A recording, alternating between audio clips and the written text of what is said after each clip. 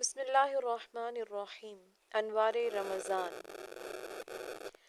شب قدر سے محروم افراد، چار بد نصیب افراد۔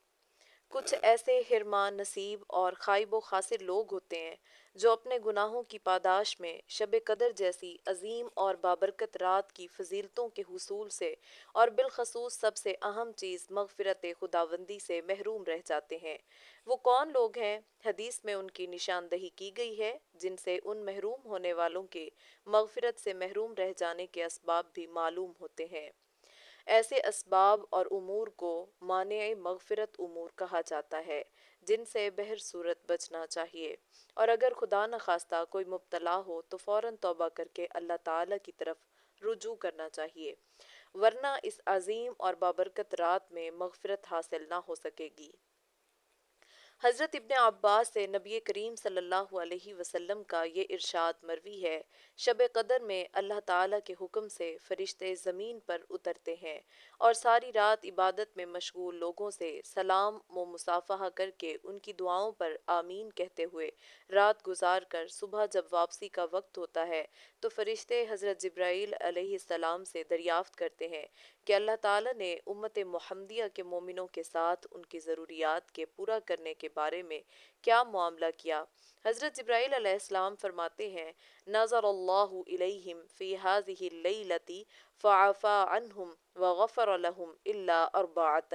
اللہ تعالیٰ نے اس شب قدر میں ایمان والوں پر نظر رحمت فرمائی اور چار افراد کے علاوہ سب کے ساتھ درگزر اور مغفرت کا معاملہ فرما دیا۔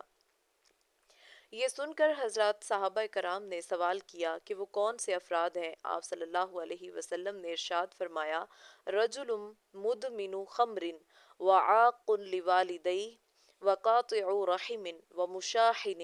شراب کا عادی، والدین کا نافرمان، رشتہ قطع کرنے والا اور کینہ پرور۔ شعب الایمان 3421۔ مذکورہ بالا حدیث سے معلوم ہوا کہ چار افراد لیلۃ القدر کی رحمتوں، برکتوں اور مغفرت سے محروم رہ جاتے ہیں۔ ایک، شراب کا عادی، نمبر دو، والدین کا نافرمان، نمبر تین، قاطع رحم، نمبر چار، کینہ پرور۔ پہلا شخص شراب کا عادی، شراب جس کو ام الخبائث یعنی تمام برائیوں کی جڑ کہا گیا ہے، قرآن کریم میں اللہ تعالیٰ نے اسے رجسن یعنی گندگی قرار دیا ہے۔ اس گندگی اور نجاست کو پینے والا بھی اس رات کی مغفرت سے محروم رہتا ہے۔ نمبر دو، دوسرا شخص والدین کا نافرمان۔ والدین کے ساتھ حسن سلوک کی اتنی زیادہ اہمیت ہے کہ اللہ تعالیٰ نے قرآن کریم میں کئی مقامات پر شرک سے منع کرتے ہوئے والدین کے ساتھ حسن سلوک کی تعلیم و تاکید فرمائی ہے۔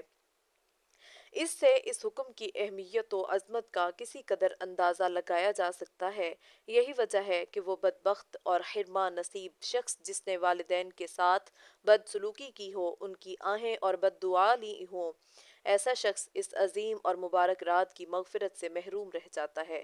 نمبر تین، تیسرا شخص قطع رحمی کرنے والا۔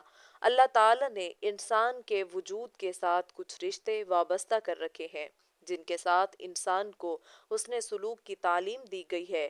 جو شخص ان کے حقوق کو پامال کر کے بد سلوکی کا مرتکب ہوتا ہے وہ قاطع رحم کہلاتا ہے، جس کی قرآن و حدیث کے اندر بڑی سخت وعیدیں اور عذاب بیان کیا گیا ہے۔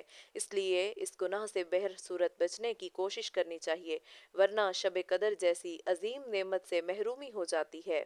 چار، چوتھا شخص کینہ پرور۔ حدیث میں اس کو مشاحن اور مصارم کہا گیا ہے۔